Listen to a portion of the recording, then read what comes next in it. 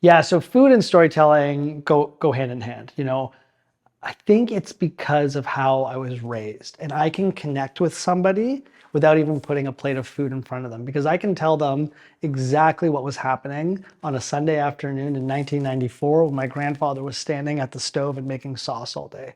That smell, it brings out memories and emotions. And if you can connect with someone, not necessarily because they're also Italian Canadian, but they, chances are, had a grandparent that cooked their dish. And when you can connect with someone on an emotional level through food, there's an instant trust that's established.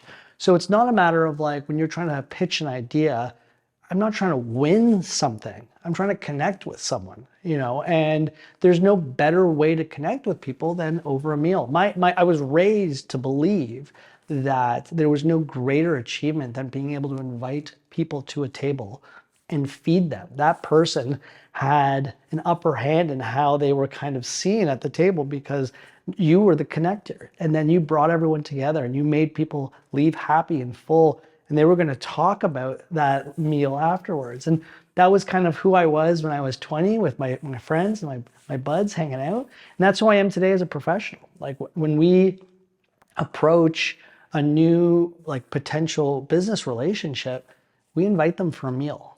And that immediately kind of brings down the formality, and it allows people to kind of establish some trust and just be honest about what we hope to achieve together.